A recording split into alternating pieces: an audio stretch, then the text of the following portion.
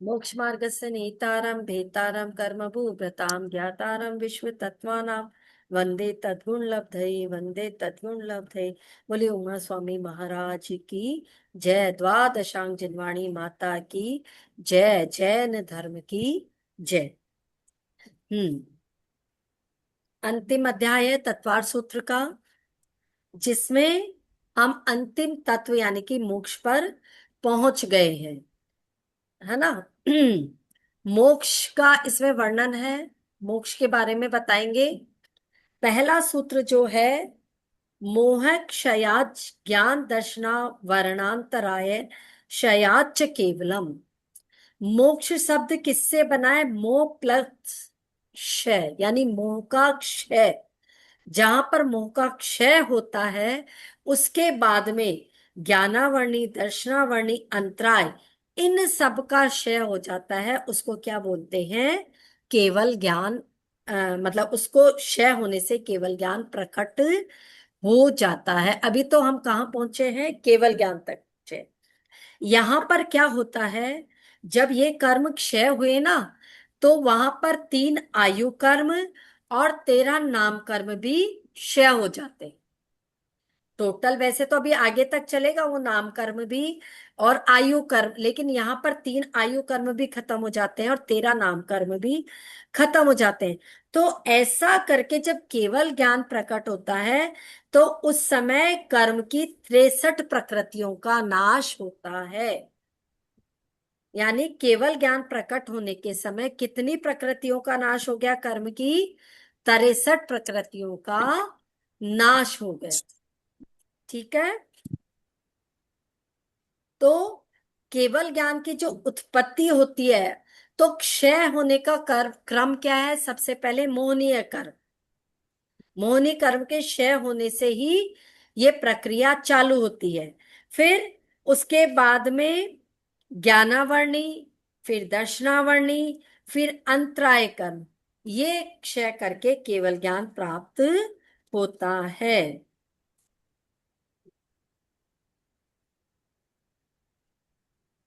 केवल ज्ञान की है क्या पूरी तरह से प्रकृतियां?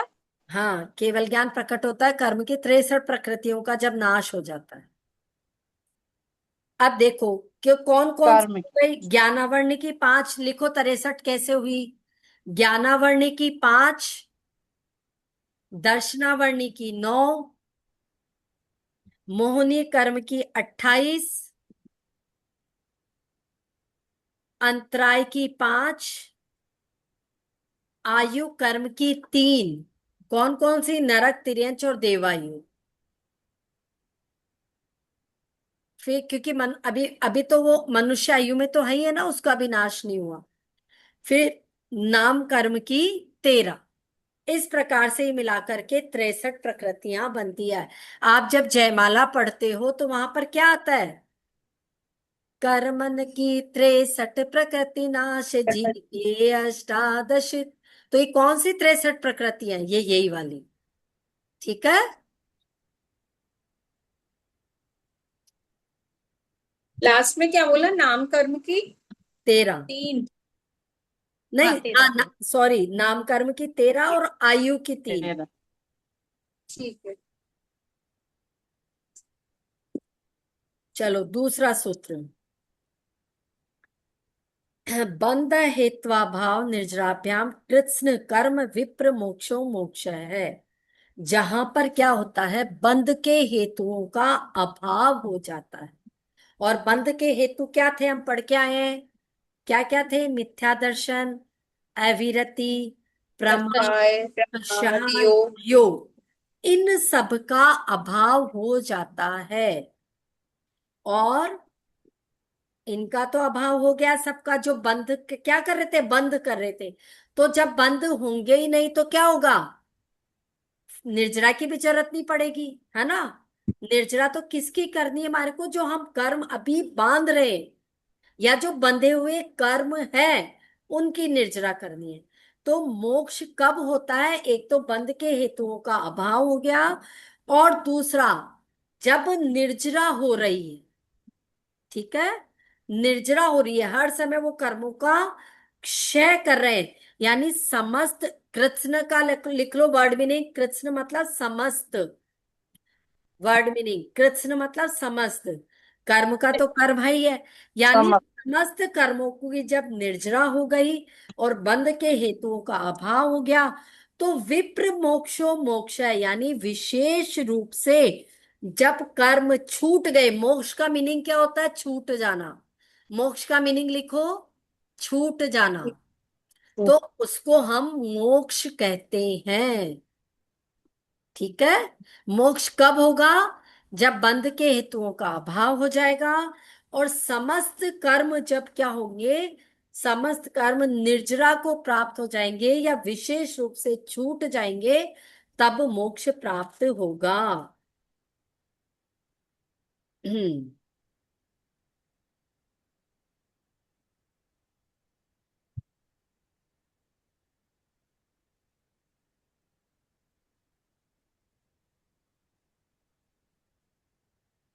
सूत्र नंबर 3, औपशमिकादि भव्यत्वानाम च। अब मोक्ष कैसे होता है, कौन कौन से भाव छूटने से होता है? तो यहां दे दिया औपशमिक आदि, आदि शब्द आ गया। तो आदि और फिर भव्यत्वानाम च, यानी भव्यत्व भाव भी। जब औपशमिक आदि में तो क्या क्या कौन कौन से भाव आ गए? औपशमिक, शायोपशमिक और ऑप्शन। दायिक, ये तीन भाव आएंगे। ये तीन भाव आएंगे यहाँ पे। फिर चौथा भाव कौन सा आ गया? भव्यत्व भाव। इन चार कर्मों का नाश होने से क्या प्राप्त होता है? मोक्ष प्राप्त होता है। तो यहाँ पे भव्यत्व भाव क्यों दिया इन्होंने? पारिणामिक भाव को ऐड क्यों नहीं किया इसमें, जबकि हम पढ़ के आए ना पहले पारिणामिक भाव भी होते हैं। तो पारिणामिक भाव जो, अब आप ध्यान से सुन लेना, फिर जब मैं पेपर बनाऊंगी तब आप बोलोगे हमने सुना नहीं था। पारिणामिक भाव जो है उसको यहां पर ग्रहण क्यों नहीं किया? इसलिए ग्रहण नहीं किया क्योंकि पारिणामिक का मतलब क्या है? जैसे जीव है, जीव का परिणामिक भाव क्या है? पारिणामिक भाव क्या है? उसका जीवत्व, उसका ज्ञान और दर्शन। वही है ना जीव, जीव का जीवत्व पना। तो वो तो कभी भी नष्ट नहीं होगा, वो तो सिद्धों के भी होता है। इसलिए यहां पर पारिणामिक भाव को इंक्लूड नहीं किया है। बाकी क्या क्या इंक्लूड किया है? औपशमिक भाव, शायोपशमिक भाव, भव्यत्व भाव। ठीक ठीक है। अभव्यत भाव तो पहले ही नष्ट हो जाता है, उसका तो कोई मतलब ही नहीं है, वो तो पहले ही चला गया। तो पारिणामिक भाव को इसलिए यहां पर ग्रहण नहीं किया है। भव्यत भाव कैसे, समझ में नहीं आया भव्यत भाव। भव्यत्व भाव का मतलब ये जो है, मोक्ष जाने की योग्यता रखता हमने क्या कहा यहाँ पर कि जो हाँ, भव्यत्व भाव को क्यों ग्रहण किया, आप ये कह रहे हो ना? हाँ, है। भव्यत्व को इसलिए ग्रहण किया कि देखो, जैसे मैंने आपको एग्जांपल देके के समझाया था एक, जैसे कि हम ट्रेन में सफर करते हैं, टिकट लेकर के बैठते हैं ना। उस टिकट का कब तक मतलब है? जब तक हम सफर कर रहे हैं। हम ट्रेन से उतर गए या हमने वो जो रेलवे स्टेशन क्रॉस कर लिया, उसके बाद में उस टिकट का मतलब है कोई? नहीं है ना। तो ऐसे ही भव्यत्व भाव का मतलब क्या होता है? जो मोक्ष जाने की योग्यता रखता है, उस भाव हम्म। को ही तो हम भव्यत्व कहते हैं। लेकिन अब जिनको मोक्ष प्राप्त हो ही गया, तो अब उनको क्या मतलब है? जैसे हमने रेलवे स्टेशन क्रॉस कर लिया, उस टिकट का कोई मतलब नहीं।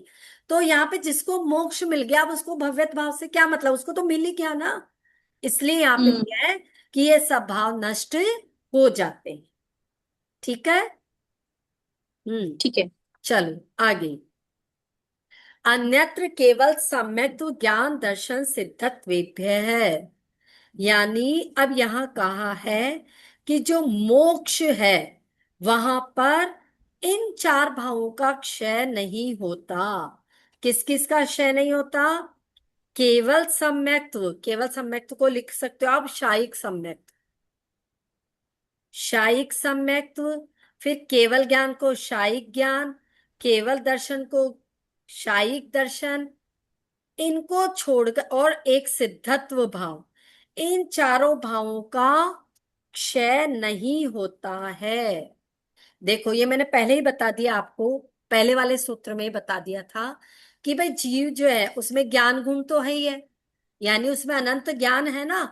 तो इसमें यहाँ पे उस शब्द को केवल ज्ञान दे दिया, चाहे आप उसको शाही ज्ञान लिख लो, ज्ञान तो उनका बना ही रहेगा। अनंत दर्शन गुण उनका बना हुआ ही रहेगा। सिद्ध वो बने हुए ही रहेंगे, है ना। उनका सम्यक्त्व बना हुआ ही रहेगा। तो यहाँ पर इन भावों का क्षय नहीं होगा, इस सूत्र में ये बताया है। मोक्ष में क्या बताया है कि इन चार भावों का क्षय नहीं होगा और बाकी सब चीजों का क्षय हो जाएगा।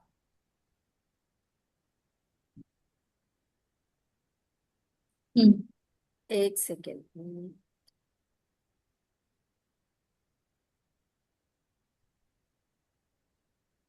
हाँ, ये देखो, एक ये जो पिछला सूत्र था ना, तीसरा वाला, इसमें चय शब्द आया था, है ना। हम्म। तो ये चय शब्द क्यों दिया है इस सूत्र में?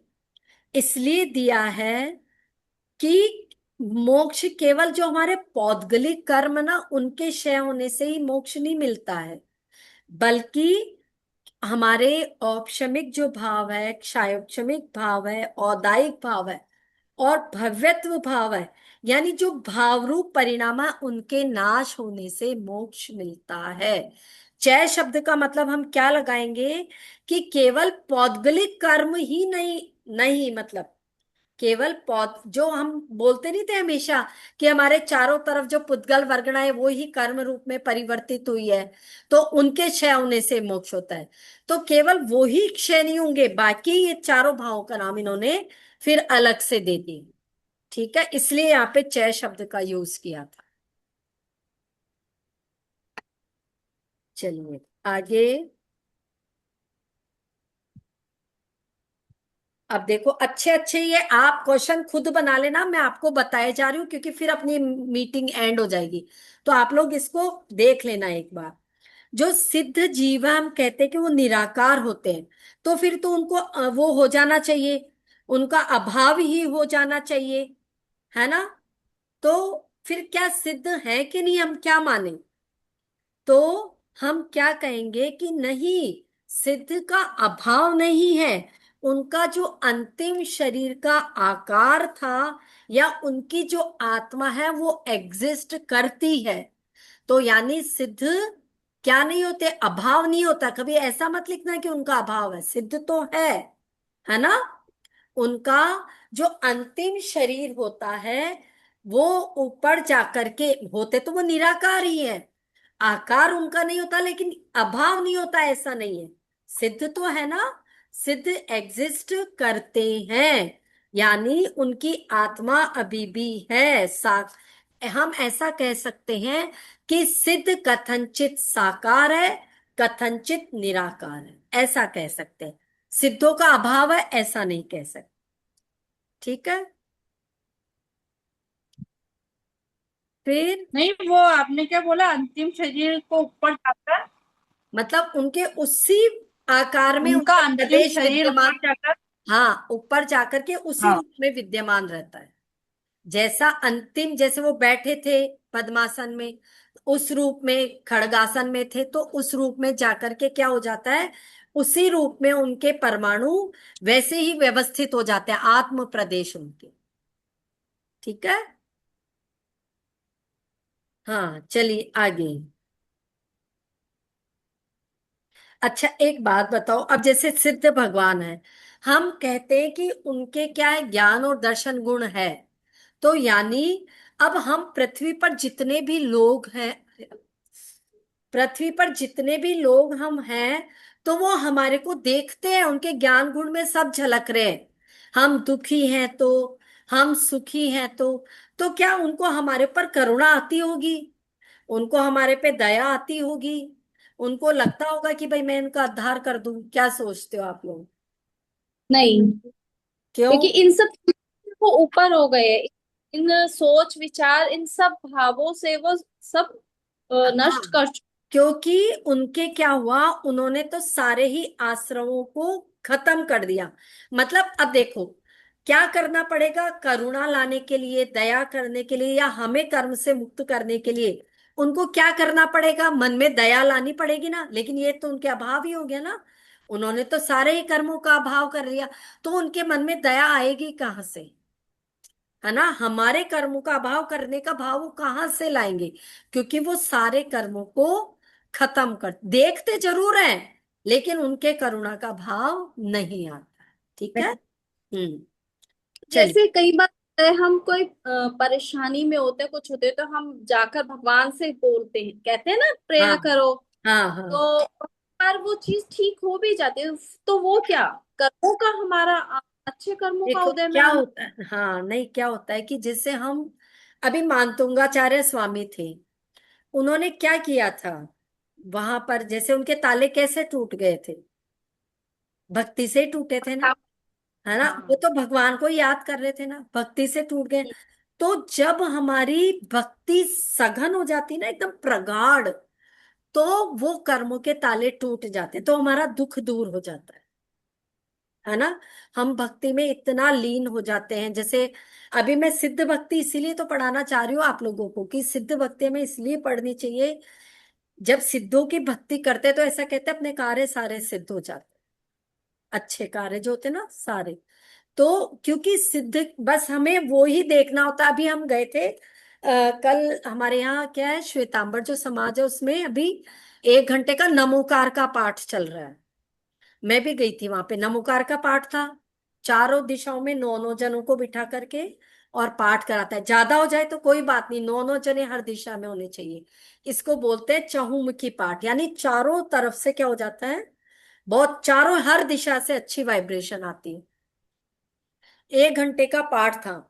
तो जब तक, जैसे मैं मेरी बता रही हूँ कि जब नमोकार का पाठ कर रहे थे तो सिर्फ, जैसे मैं जब अरिहंत बोल रही थी तो सिर्फ उनको ही ध्यान कर रही थी, सिद्ध बोल रही थी तो सिद्ध का स्वरूप ध्यान, इतना धीरे धीरे चल रहा था ना वो पाठ। क्योंकि पता है 1 घंटे का है ना। अब आप चाहे 10 बार बोलो तो भी कोई बात नहीं, 20 बार बोलो तो भी, जल्दी जल्दी बोल के क्या करना है, महाराज जी खुद बोल रहे थे। इतना अच्छा था, मतलब मेरे को तो ये पता भी नहीं लगा कि 1 घंटा मतलब कैसे हो गया उस दिन। और ये उस दिन की बात है जब हमारे यहाँ तो लाइट भी नहीं आ रही थी, मैंने बोला ना हमारे तो पूरे दिन के लिए लाइट चली गई थी। मैं वहां गई हाँ। थी, वहां ये भी पता नहीं पंखा चल रहा है नहीं चल रहा है, हवा आ रही है। मतलब हम क्या होते हैं कभी कभी इतनी ज्यादा, मतलब सिर्फ उनके स्वरूप को जब हम ध्यान कर रहे हैं तो हम वास्तव में, हमारा बाकी सब चीजों से ध्यान हट जाता है। ये गर्मी सर्दी हमें कब लगती है, जब हमारा ध्यान उसी तरफ है बार बार में, कि मेरे को गर्मी लग रही है, मेरे को सर्दी लग रही है। पर हमने हमारा ध्यान वहां केंद्रित कर दिया, तो फिर तब करने से ऐसी चीजें हो जाती है ना। हम्म।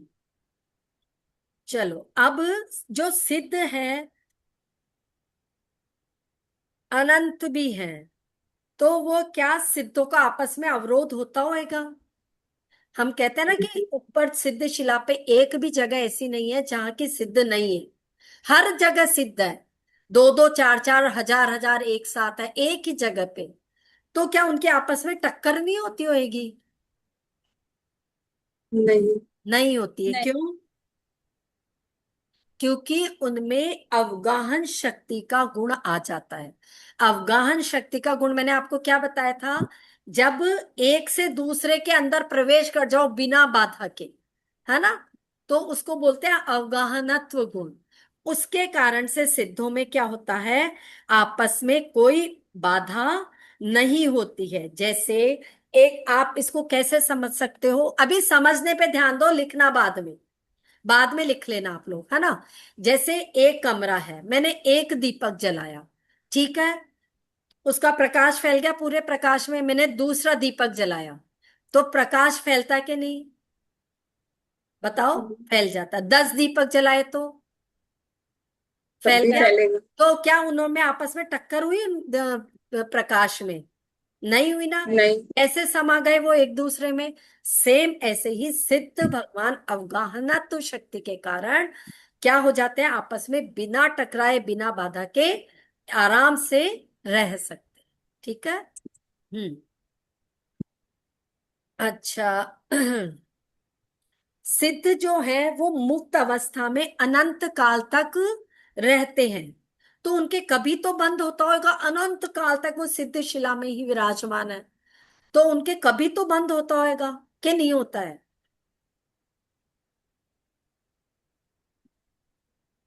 होता होगा क्या बंध?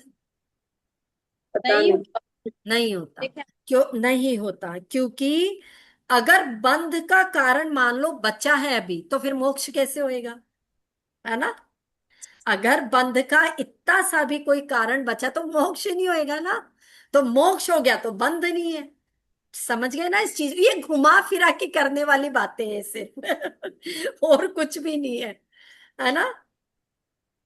सिद्ध शिला पे सिर्फ सिद्ध ही होते हैं ना, निगोदिया हाँ, जीव व्यक्ति नहीं होता ना।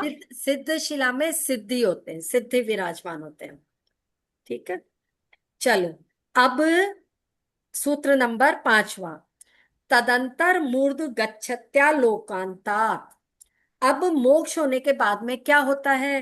तो तद अंतर यानी उसके बाद में मूर्ध, यहां से ऊर्ध्व शब्द निकलेगा, यानी ऊपर की तरफ गच्छत्या चले जाते हैं, लोकांता लोक के अंत तक।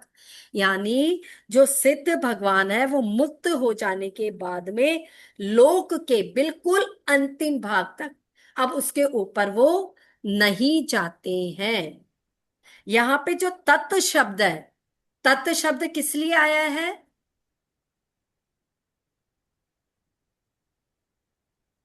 बताइए।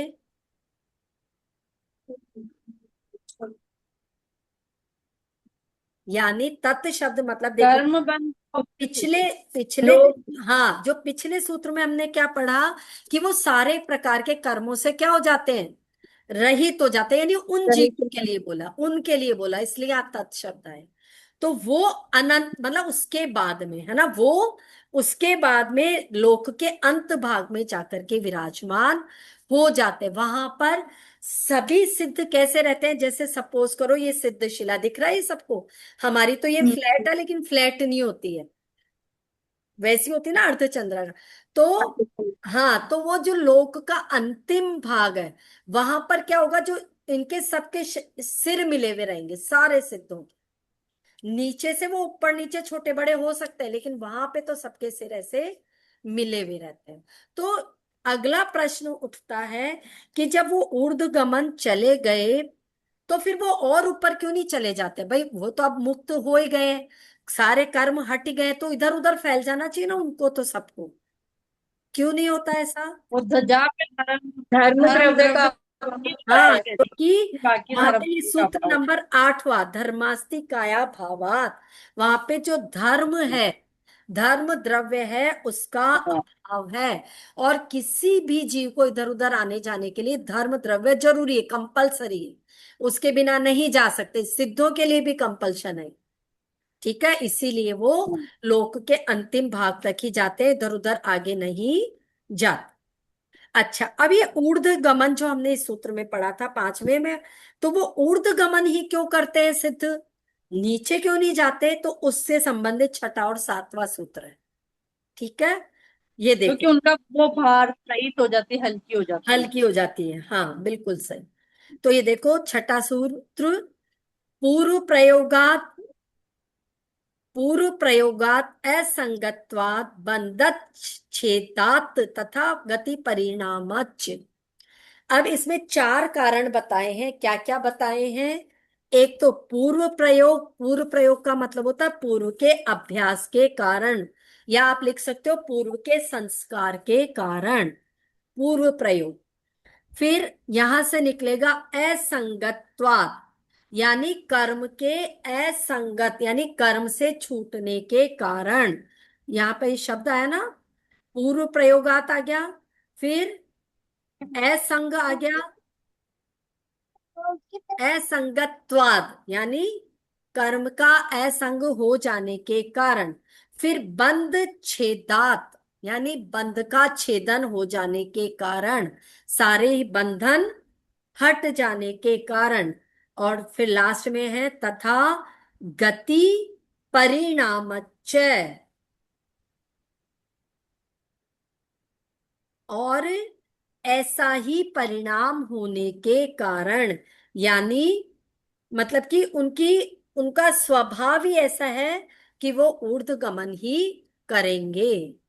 मतलब उस सिद्ध पर्याय की सिद्ध गति जो उसका क्या कहेंगे, सिद्ध गति होती ही ऐसी कि वो ऊर्ध्व गमन ही करते हैं। तो ये 4 रीजन बताएंगे। स्वभाव ही ऊर्ध्वगमन का है। हैं? हाँ, तो इस कारण से वो, उनका स्वभाव ही हाँ, ऊर्ध्वगमन। उनका स्वभाव ही ऐसा है।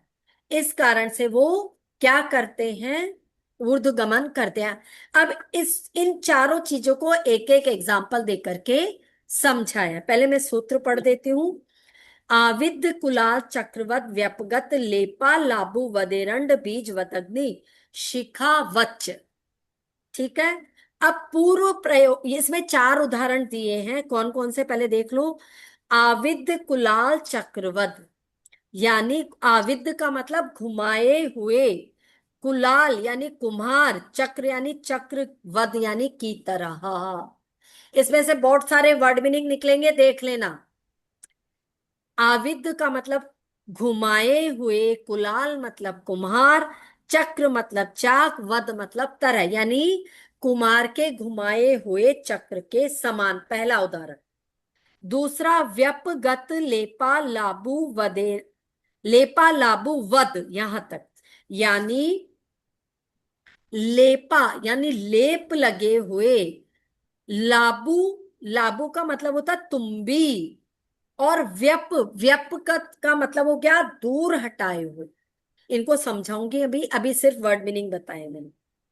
तीसरा है एरंड बीजवत, यानी एरंड के बीज की तरह। चौथा, अग्नि शिखावच, अग्नि की शिखा की तरह, या अग्नि की लौ की तरह। अब एक एक उदाहरण देखो। सबसे पहला उधर उधर तो था पूर्व प्रयोग, तो इसको उदाहरण से कैसे समझाए? समझाएंगे कि भाई पूर्व का उनका संस्कार ही ऐसा, इसलिए वो ऊपर जाते हैं। तो हम देख के उदाहरण क्या देंगे इसमें। जैसे कुमार है, वो एक बार चक्र को मतलब ऐसे घुमाता, खूब बार घुमा देता और फिर वो छोड़ देता है, तब भी वो चक्र चलता ही रहता है, चलता है, खूब देर तक चलता ही रहता है। कैसे? पूर्व के संस्कार से हुआ ना। उनको पहले संस्कार दिया कुमार ने, भाई ऐसे ऐसे घूमना है, तो वो उसकी अपेक्षा से घूमता ही रहता है। इसको बोलते हैं पूर्व के संस्कार। तो इसमें ये एग्जाम्पल देना है। जैसे पंखा है, पंखा आपने स्विच बंद कर दिया, उसके भी थोड़ी देर बाद तक चलता रहता है, क्यों? उसमें वैसा संस्कार आ गया। तो सिद्ध ऊर्ध्वगमन क्यों करते हैं? क्योंकि उनमें ऐसा संस्कार आ गया, पहला। दूसरा है असंगत्वात, यानी किससे असंग हो जाना? कर्म से छूट जाना। कर्म से छूटने के कारण वो ऊपर जाते हैं। तो इसका एग्जाम्पल क्या दिया?